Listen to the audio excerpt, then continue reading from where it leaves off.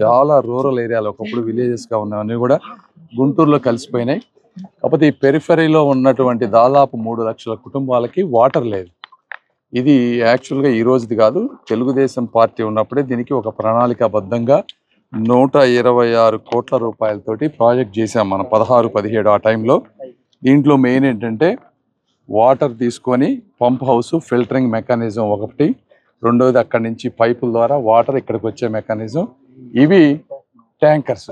ఇక్కడ వాటర్ అంతా స్టోర్ అవుతుంది. బిగ్గెస్ట్ ట్యాంకర్స్ ఈ ప్రాంతంలో, ఈ చుట్టుపక్కల ప్రాంతాన్ని, అంటే ఒక 20-30 ఏళ్ళకి సరిపోను జనాభా అవసరాలకు సరిపోయే విధంగా పెద్ద ట్యాంకర్స్ మనం ఆ రోజు ఎస్టాబ్లిష్ చేసాం. దీనికి కావాల్సిన ఫండ్స్ 126 crores అయితే 40% సెంట్రల్ గవర్నమెంట్ ఫండ్స్, 30% వచ్చేటప్పటికి స్టేట్ గవర్నమెంట్ ఫండ్స్, ఇంకో 30% గుంటూరు కార్పొరేషన్ ఇవ్వాల్సిన పరిస్థితి.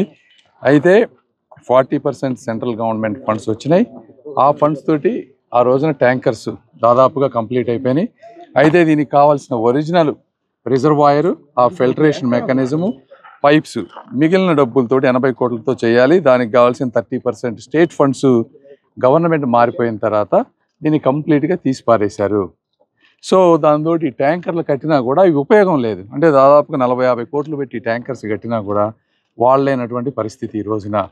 ఎందుకంటే అసలు ఫిల్టరేషన్ మెకానిజం, రిజర్వాయర్ లేకుండా వాటర్ ఇక్కడికి రాకపోతే ఏం ఉపయోగం ఉండదు. ఇక్కడ గ్రావిటీ తోటి కొండ ప్రాంతంలో పైన కట్టిన ట్యాంకర్స్ ఇక్కడి నుంచి ప్రతి ప్రాంతానికి వాటర్ వెళ్ళే విధంగా మళ్ళీ పైప్ లైన్స్ వేసి లోకల్గా స్మాల్ ట్యాంకర్స్ కట్టి అక్కడి నుంచి నీటి కుళాయిలు ఈ చుట్టుపక్కల ఉన్న ప్రాంతంలో వాళ్ళందరికీ ఇవ్వాలనేది దీని ఎంటైర్ ప్రాజెక్టు రిపోర్టు. ఇప్పుడు 4-5 సంవత్సరాలు డిలే అయిపోయింది.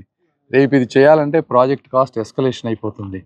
సో గుంటూరు ప్రజలందరికీ కూడా ఎందుకు వాటర్ రావటం లేదనే దానికి ఇది ఉదాహరణ, ఇది రీజను. ఇవి వాటర్ రాకపోగా ప్రైవేట్ కొంతమంది అధికారులు కానీ ఇంకొకళ్ళు కానీ ప్రైవేట్ ట్యాంకర్స్ తోటి కుమ్మక్కైపోయి వాళ్ళు కొన్ని ప్రాంతాల నుంచి ఎక్సెసివ్ వాటర్ తీసుకొని ఆ వాటర్ని అన్ని ప్రాంతాలకి, ఈ అపార్ట్మెంట్లకు కానీ చుట్టుపక్కల ఉన్న వాళ్ళందరికీ కూడా అమ్ముకుంటా ఉన్నారు. ఇది పరిస్థితి. రేపు తెలుగుదేశం పార్టీ వచ్చిన తర్వాత తప్పనిసరిగా ఈ ప్రాజెక్టు స్టేట్ గవర్నమెంట్ ఫండ్స్ ఏదైతే 30% ఉన్నాయో అవి పెట్టి రిజర్వాయరు, పంప్ హౌస్, ఫిల్టర్ కట్టి తర్వాత సెకండ్ పైప్ లైన్స్ ఇక్కడ తీసుకొచ్చి మళ్ళీ ఇక్కడి నుంచి అక్కడ తీసుకువెళ్ళాలి. ఇవన్నీ చేయాలంటే దాదాపుగా 2 సంవత్సరాలు టైం పడుతుంది. 1 to 2 years డబ్బులు కావాలి. ఇది కాబట్టి ఇవన్నీ కూడా మేము చేస్తామని మీ అందరికీ వచ్చేసారి మళ్ళీ మీరు ఎలక్షన్కి వెళ్ళబోయే లోపు ఈ గుంటూరు ప్రజలకి ఈ వాటర్ ప్రాజెక్ట్ పూర్తి చేసి వాటర్ ఇచ్చే బాధ్యత తెలుగుదేశం పార్టీ మా ఎమ్మెల్యేల తరఫున అందరి తరఫున మేము తీసుకుంటాం. Thank you. మీరు చెప్తారా?